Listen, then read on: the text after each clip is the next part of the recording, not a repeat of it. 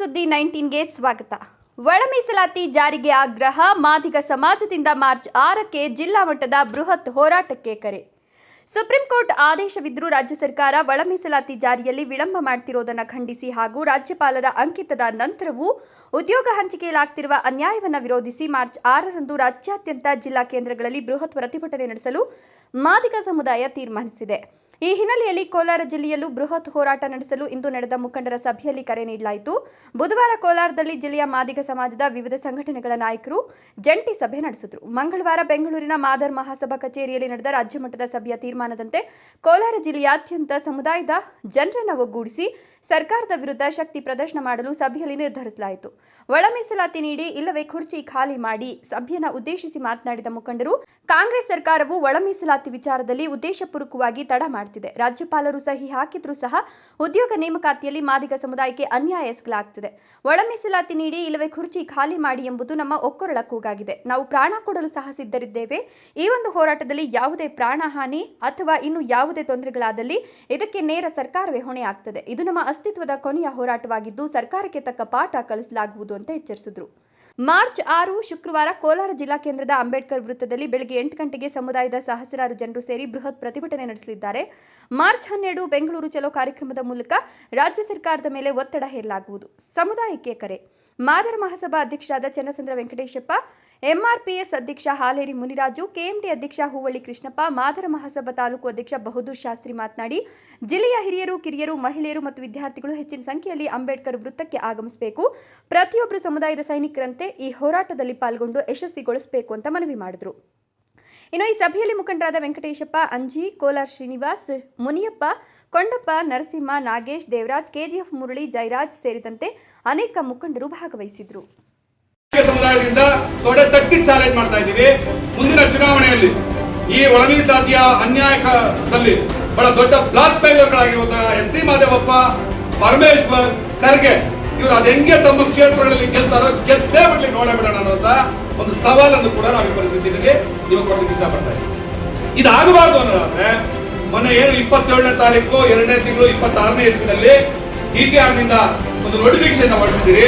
ಅದನ್ನ ಸಂಪೂರ್ಣವಾಗಿ ಯಾವುದೇ ಷರತ್ತುಗಳಿಲ್ಲದೆ ಕೂಡಲೇ ಅದನ್ನ ವಾಪಸ್ ತಗೊಳ್ಬೇಕು. ಅದನ್ನ ವಾಪಸ್ ತಗೊಳ್ಳದೆ ಹೋದ್ರೆ ನಿಮ್ಮ ಪಕ್ಷದ, ನಿಮ್ಮ ರಾಜಕಾರಣದ ಮರಣ ಶಾಸನವನ್ನ ನಾವು ನಿಮ್ಗೆ ವಾಪಸ್ ಕೊಡ್ತಾ ಇದ್ದೀವಿ ಅನ್ನುವಂಥದ್ದು ಎಚ್ಚರಿಕೆಯನ್ನ ಈ ಪತ್ರಿಕಾಗೋಷ್ಠಿ ಮೂಲಕ ನಾವು ಕೊಡ್ತಾ ಇದ್ದೀವಿ. ಮತ್ತೆ ಕೊನೆಯಾಗಿ ನಾನು ಹೇಳಕ್ ಇಷ್ಟಪಡೋದು, ನಾವೇನೋ 6ನೇ ತಾರೀಕು ಇಡೀ ರಾಜ್ಯದಾದ್ಯಂತ ಎಲ್ಲೆಲ್ಲಿ ಸಾಧ್ಯವಾದಲ್ಲ ಬಂದು ಪ್ರತಿಭಟನೆ ಮತ್ತೆ ಜಾಥಾಗಳು, MLA, MP, ರಾಜ್ಯಸಭಾ ಸದಸ್ಯರು ಮತ್ತೆ ವಿಧಾನ ಪರಿಷತ್ ಸದಸ್ಯರುಗಳ ಮನೆಗಳಿಗೆ, MLAಗಳು, ಶಾಸಕರ ಮನೆಗಳಿಗೆ ಮುತ್ತಿಗೆ ಆಗುವಂಥದ್ದು, ಸಚಿವರ ಮನೆಗಳಿಗೆ ಮುತ್ತಿಗೆ ಆಗುವಂಥದ್ದು. ಆ ಸಂದರ್ಭದಲ್ಲಿ ಏನಾದ್ರೂ ನಮ್ಮ ಕಾರ್ಯಕರ್ತರುಗಳಿಗೆ, ನಮ್ಮ ಬಂಧುಗಳಿಗೆ ಪ್ರಾಣಾಪಾಯ ಉಂಟಾಯಿದ್ರೆ ಯಾಕೆ ಅಂತ ಹೇಳ್ತಾ ಇದ್ದೀನಿ ಅಂತಂದ್ರೆ, ನಾವು ಇದನ್ನ ಕೇವಲ ಕಾಗಕ್ಕ ಗೂಬಕ್ಕರ ಕಥೆ ಹೇಳುವ ರೀತಿಯಲ್ಲಿ ಪ್ರತಿಭಟನೆಯನ್ನ ಕರೆ ಕೊಟ್ಟಿರೋದಲ್ಲ. ಮಾಡು ಇಲ್ಲವೇ ಮಡಿ, ಇದು ನಿನ್ನ ಸಮುದಾಯದ ಕೊನೆಯ ಅಸ್ತಿತ್ವ. ಈ ಪ್ರಶ್ನೆಗೋಸ್ಕರ ನೀವು ಮಾಡು ಇಲ್ಲವೇ ಮಡಿ ಅನ್ನುವಂತಹ ಒಂದು ಬಹಳ ಕಠಿಣ ನಿರ್ಧಾರದ ಪ್ರತಿಭಟನೆಗೆ ಕರೆ ಕೊಟ್ಟಿದ್ದೀವಿ. ಅವ್ರು ಏನೇ ನಿರ್ಧಾರ ತಗೊಂಡ್ರು ಕೂಡ ಆ ಹೋರಾಟದ ನಿರ್ಧಾರದ ಜೊತೆ ನಾವಿರ್ತೀವಿ. ಏನಾದ್ರೂ ಪ್ರಾಣಾಪಾಯ ಆದ್ರೆ ಕೊಲೆಗಡಿಕ ಸರ್ಕಾರ ಅನ್ನುವಂತ ಹಣೆಪಟ್ಟಿಯನ್ನ ಈ ಒತ್ಕೋಬೇಕಾಗ್ತದೆ ಒಂದು ಎಚ್ಚರಿಕೆಯನ್ನ ಈ ಸಂದರ್ಭದಲ್ಲಿ ಕೊಡ್ತಾ ಇದ್ದೀವಿ. ನನ್ನ ಹೆಸರು ಚನ್ನಸಂದ್ರ ವೆಂಕಟೇಶಪ್ಪ ಅಂತ. ಕರ್ನಾಟಕ ಮಾದಾರ ಮಹಾಸಭಾದಲ್ಲಿ ಕೋಲಾರ ಜಿಲ್ಲಾಧ್ಯಕ್ಷನಾಗಿ ಕೆಲಸ ಮಾಡ್ತಾ ಇದ್ದೇನೆ. ಇವತ್ತು ಏನು ನನ್ನ ಮಾದಿಗ ಸಮಾಜದ ಅಣ್ಣ ತಮ್ಮಂದಿರಲ್ಲಿ ಈ ಮುಖಾಂತರ ನನ್ನ ಒಂದು ಮನವಿ ಏನು, ನಿನ್ನೆ ಕರ್ನಾಟಕ ರಾಜ್ಯದ ಮಾದಿಗ ಸಮಾಜದ ಸಮನ್ವಯ ಸಮಿತಿಯವರನ್ನು ಸೇರಿ ಒಂದು ರಾಜ್ಯ ಸರ್ಕಾರ ಉದ್ಯೋಗ ನೇಮಕಾತಿಯಲ್ಲಿ ನಮ್ಮ ಒಳ ಮೀಸಲಾತಿ ಅನ್ವಯ ನಮ್ಮ ಮಾದಿಗರಿಗೆ ಏನು ಅನ್ಯಾಯ ಮಾಡಲು ಹೊರಟಿದೆ, ಇದರ ವಿರುದ್ಧ ನಮಗೆ ಒಳ ಮೀಸಲಾತಿ ಪ್ರಕಾರ ರೀತಿನೇ ಉದ್ಯೋಗದಲ್ಲಿ ಭರ್ತಿ ಮಾಡ್ಬೇಕಂತ ಹೇಳ್ಬಿಟ್ಟು ನಾವು ಏನು ಒಂದು 6ನೇ ತಾರೀಕು ನಮ್ಮ ಈ ಸರ್ಕಾರ ಉದ್ಯೋಗ ಭರ್ತಿ ಮಾಡೋದ್ರಲ್ಲಿ ಒಳ ಮೀಸಲಾತಿ ಅನ್ವಯ ಭರ್ತಿ ಮಾಡದೇನೆ ಹಳೆ ಪದ್ಧತಿಯಂತೆ ನಮ್ಮ ಒಂದು ಸಮಾಜಕ್ಕೆ ಮರಣ ಶಾಸನವನ್ನ ರಚನೆ ಮಾಡುವಂತ ಒಂದು ದಾರಿಯಲ್ಲಿ ಹೋಗ್ತಾ ಇದೆ.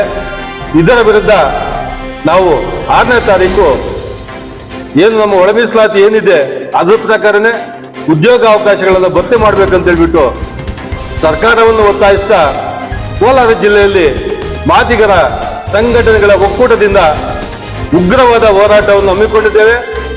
ದಯವಿಟ್ಟು ಸ್ವಾಭಿಮಾನಿ ನನ್ನ ಮಾದಿಗ ಸಮಾಜದ ಎಲ್ಲ ಬಂಧುಗಳು ದಯವಿಟ್ಟು 6ನೇ ತಾರೀಕು ತಮಗೆ ಎಷ್ಟೇ ಕೆಲಸಗಳಿರಲಿ ನಮ್ಮ ಮತ್ತು ನಮ್ಮ ಮಕ್ಕಳ ಭವಿಷ್ಯದ ದೃಷ್ಟಿಯಿಂದ ತಾವೆಲ್ಲರೂ ಕೂಡ ಈ ಒಂದು ಹೋರಾಟದಲ್ಲಿ ಭಾಗಿಯಾಗಬೇಕಂತ ಹೇಳ್ಬಿಟ್ಟು ಈ ಸಭೆ ಮುಖಾಂತರ ನನ್ನ ಮಾದಿಗ ಬಂಧುಗಳಿಗೆ ಒಂದು ಕರೆಯನ್ನು ಕೊಡ್ತಾ ಇದ್ದೀನಿ.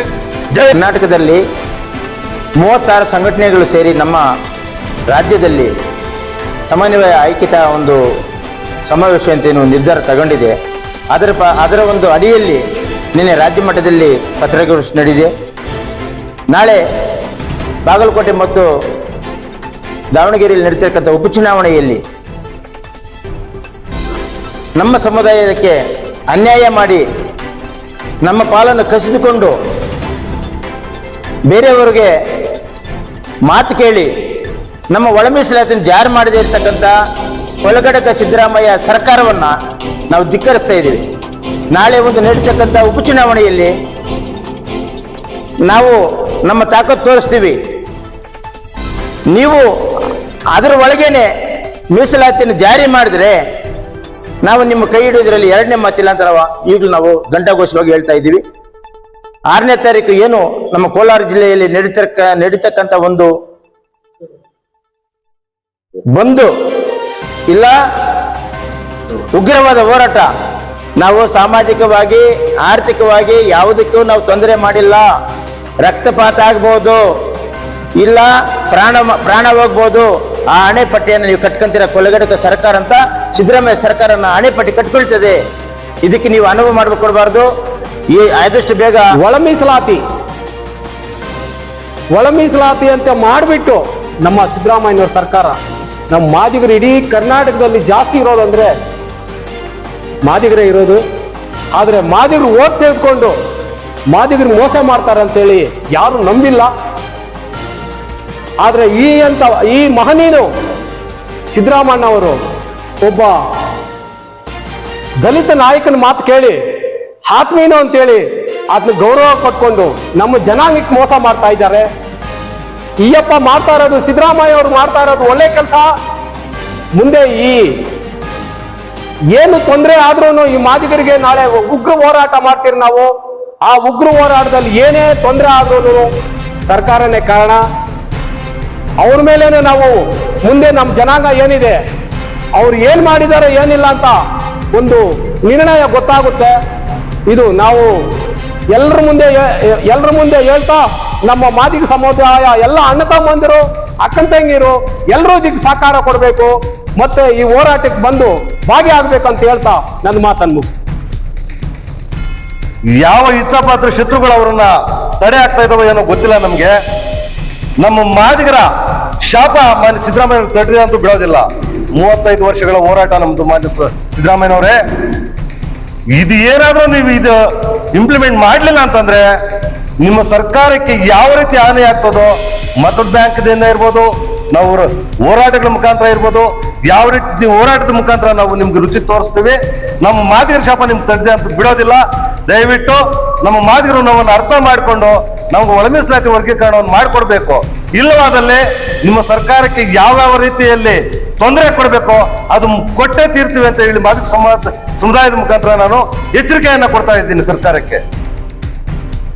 ಎಲ್ಲ ಆತ್ಮೀಯರೇ, ವಿಚಾರವಂತರೇ, ಹೋರಾಟಗಾರರೇ, ಸಮುದಾಯದ ಸರ್ಕಾರಿ ನೌಕರರೇ, ವಿದ್ಯಾರ್ಥಿನಿಯರೇ, ಈ ಸಮುದಾಯದ ಅನೇಕ ಹೋರಾಟಗಳ ಮುಖಂಡರೇ, ಸಮಾಜದ ಹಿರಿಯರೇ, ತಮ್ಮ ಎಲ್ಲರಲ್ಲಿ ನಾನೊಂದು ವಿಶೇಷವಾದ ಮನವಿಯನ್ನ ಮಾಡ್ಕೊಳ್ತಾ ಇದ್ದೀನಿ. ಅದೇನಂತಂದ್ರೆ ಸುಮಾರು 35 ವರ್ಷಗಳ ಹೋರಾಟ ಬೇರೆ, ಈಗ ನಡೀತಾ ಇದ್ದು ಕೊನೆಯ ಹಂತದ ಹೋರಾಟ. ತಮ್ಮ ಉಳುವು ತಮ್ಮ ಮಕ್ಕಳ ಭವಿಷ್ಯದ ಪ್ರಶ್ನೆ ಆಗಿದೆ. ದಯವಿಟ್ಟು ಇದೇ 6ನೇ ತಾರೀಕು ಕೋಲಾರ ನಗರದಲ್ಲಿ ಬೀದಿಗಿಳಿದು ನಮ್ಮ ಮಾದಿಗರ ಶಕ್ತಿಯನ್ನು ಪ್ರದರ್ಶನ ಮಾಡಬೇಕಾಗಿದೆ. ಆದ್ದರಿಂದ ಕೋಲಾರ ಜಿಲ್ಲೆಯಾದ್ಯಂತ ನಮ್ಮ ಸಮುದಾಯದ ಎಲ್ಲ ಯುವಕರು, ಮುಖಂಡರು, ವಿದ್ಯಾವಂತರು, ಬುದ್ಧಿಜೀವಿಗಳು ಆಗಮಿಸಿ ಈ ಕಾರ್ಯಕ್ರಮವನ್ನು ಯಶಸ್ವಿಗೊಳಿಸಬೇಕು. ಅದೇ ರೀತಿ ಇದೇ ತಿಂಗಳು 12ನೇ ತಾರೀಕು ರಾಜ್ಯದಲ್ಲಿ ಸುಮಾರು 2 ರಿಂದ 3 ಲಕ್ಷ ಜನ ಸೇರಿ ಸರ್ಕಾರಕ್ಕೆ ಒಂದು ಎಚ್ಚರಿಕೆಯನ್ನು ಕೊಡುವಂತ ಒಂದು ಕಾರ್ಯಕ್ರಮ ಇಟ್ಕೊಂಡಿದ್ದಾರೆ. ಆ ಕಾರ್ಯಕ್ರಮಕ್ಕೂ ನಮ್ಮ ಸಮುದಾಯದ ಎಲ್ಲಾ ವಿಚಾರವಂತ ಬುದ್ಧಿಜೀವಿಗಳು ಆಗಮಿಸಿ ಈ ಕಾರ್ಯಕ್ರಮ 2 ಕಾರ್ಯಕ್ರಮ ಸಕ್ಸಸ್ ಮಾಡಿಸ್ಬೇಕಂತ ಹೇಳಿ ತಮ್ಮೆಲ್ಲರಲ್ಲಿ ಮನವಿ ಮಾಡ್ಕೊಳ್ತೇನೆ. ಇದೇ 6ನೇ ತಾರೀಕು ಮಾದಿಗ ಸಮುದಾಯದ ವಿದ್ಯಾರ್ಥಿಗಳು ಹೆಚ್ಚಿನ ಸಂಖ್ಯೆಯಲ್ಲಿ ಯುವತಿಯರು ಬಂಗಾರಪೇಟೆ ಸರ್ಕಲ್ ಅಂಬೇಡ್ಕರ್ ವೃತ್ತಕ್ಕೆ ಬಂದು ತಮ್ಮ ಬೆಂಬಲವನ್ನು ಸೂಚಿಸಬೇಕಂತೇಳಿ ಈ ಮುಖಾಂತರ ತಮ್ಮಲ್ಲಿ ಮನವಿ ಮಾಡ್ಕೊಳ್ತೇನೆ. ನಾಳೆ 6ನೇ ತಾರೀಕು ನಮಗೆ ಒಳ ಮೀಸಲಾತಿ ಇದುವರೆಗೂ ನಮಗೆ ಸಹೋದರರಾದಂತ ಅವ್ರಿಗೆ ಅರ್ಧ ಪಾಲು ನಮಗೆ ಅರ್ಧ ಪಾಲು ಅಂತ ಮೊನ್ನೆ ಡಿಕ್ಲೇರ್ ಆದರೂ ಸಹ ಅದನ್ನ ನಾವು ಅನುಷ್ಠಾನಕ್ಕೆ ತಂದಿಲ್ಲ. ಹಾಗಾಗಿ ನಮ್ಮ ಉಗ್ರ ಹೋರಾಟ ನಾಳೆ 6ನೇ ತಾರೀಕು ಹಮ್ಮಿಕೊಂಡಿದ್ದೀವಿ. ಬಂಗಾರಪೇಟೆ ಸರ್ಕಲ್ ಹತ್ರ ನಮ್ಮ ಸಮುದಾಯದವರು ಹಳ್ಳಿಯಿಂದ ಕೋಲಾರವರೆಗೂ ಬರಬೇಕು ಅಂತೇಳಿ ಹೆಚ್ಚಿನ ಸಂಖ್ಯೆಯಲ್ಲಿ ಭಾಗವಹಿಸಬೇಕು ಅಂತೇಳಿ ಈ ಮೂಲಕ ನಮ್ಮ ಸಮುದಾಯ ಮೂಲಕ ನಾನು ಹೇಳ್ಕೊಳ್ತಾ ಇದ್ದೀನಿ. ಹಂಗಾಗಿ ನಮ್ಮ ಉಗ್ರ ಹೋರಾಟವನ್ನು 6ನೇ ತಾರೀಕು 8 ಗಂಟೆ ಸಮಯದಲ್ಲಿ ಇದು ಬಂಗಾರಪೇಟೆ ಅಂಬೇಡ್ಕರ್ ಟಾರ್ಚ್ ಹತ್ರ ಬರಬೇಕು ಅಂತೇಳಿ ನಾನು ಮನವಿ ಮಾಡ್ಕೊಳ್ತಾ ಇದ್ದೀನಿ. ಜೈ ಮಾದಿಗ. ಆತ್ಮೀಯ ಕೋಲಾರ ಜಿಲ್ಲೆಯ ಮಾದಿಗ ಕುಲ ಬಾಂಧವರಲ್ಲಿ ಮನವಿ. ಆತ್ಮೀಯ ಬಂಧುಗಳೇ, ಈ ದಿನ ಮಾದಿಗ ಸಮುದಾಯದ ಎಲ್ಲ ಸಂಘಟನಾಕಾರರು ಮುಖಂಡರುಗಳು ಎಲ್ಲರೂ ಭಾಗವಹಿಸಿದ್ದೀವಿ. ವಿಶೇಷ ಇಷ್ಟೇ ಸಮಾಚಾರ ಇಷ್ಟೇ, ಏನು 6ನೇ ತಾರೀಕು ಒಳ ಮೀಸಲಾತಿ ವಿಚಾರವಾಗಿ ಉಗ್ರವಾದ ಹೋರಾಟವನ್ನ ಮಾಡ್ತಾ ಇದ್ದೇವೆ. ಬಂಧುಗಳೇ, ಪ್ರತಿಯೊಬ್ಬರು ಮನೆಯಿಂದ ಹೆಣ್ಮಕ್ಳಾಗಿರ್ಬೋದು, ಹಿರಿಯರಾಗಿರ್ಬೋದು, ವಿದ್ಯಾರ್ಥಿಗಳಾಗಿರ್ಬೋದು, ಪ್ರತಿಯೊಬ್ಬರು ಈ ಒಂದು ಹೋರಾಟದಲ್ಲಿ ಭಾಗವಹಿಸಿ ನಮ್ಮ ಶಕ್ತಿನ, ನಮ್ಮ ಮಾದಿಗರ ಕೋಲಾರ ಜಿಲ್ಲೆಯ ಶಕ್ತಿನ ಇಡೀ ರಾಜ್ಯ ಉದ್ದಕ್ಕೂ ತಿಳ್ಕೊಳ್ಳೋ ಹಾಗೆ ನಾವು ಇದನ್ನ ಮಾಡಬೇಕು ಅಂತೇಳಿ ನಿಮ್ಮಲ್ಲಿ ಮನವಿ ಮಾಡ್ಕೊಳ್ತಾ ಇದ್ದೀವಿ. ಆತ್ಮೀಯ ಬಂಧುಗಳೇ, ಇದು ನಮ್ಮ ಮಕ್ಕಳ ಮುಂದಿನ ಭವಿಷ್ಯಕ್ಕಾಗಿ ಇದು ಕೊನೆಯ ಹೋರಾಟ. ಈಗ ರಾಜ್ಯ ಸರ್ಕಾರದಿಂದ ನಮ್ಗೆ ಅನ್ಯಾಯ ಆಗ್ತಾ ಇದೆ. ಹಾಗಾಗಿ ನಾವು ಇದನ್ನು ಪ್ರಶ್ನೆ ಮಾಡಲು ಇದು ನಮ್ಮ ಹಿರಿಯರು ನಮಗೆ ಇದನ್ನ ಒಂದು ಮಾರ್ಗದರ್ಶನ ಮಾಡಿಕೊಟ್ಟಿದ್ದಾರೆ. ಅದ್ರ ವಿಚಾರವಾಗಿ ನೀವೆಲ್ಲರೂ 6ನೇ ತಾರೀಕು ಕೋಲಾರದ ಅಂಬೇಡ್ಕರ್ ವೃತ್ತದಲ್ಲಿ ಎಲ್ಲರೂ ಭಾಗವಹಿಸಿ ಈ ಒಂದು ಕಾರ್ಯಕ್ರಮ ದೊಡ್ಡ ಮಟ್ಟದ ಯಶಸ್ವಿ ಮಾಡಿಕೊಡ್ಬೇಕಾಗಿ ತಮ್ಮಲ್ಲಿ ಮನವಿ ಮಾಡ್ಕೊಳ್ತಾ ಇದ್ದೀವಿ.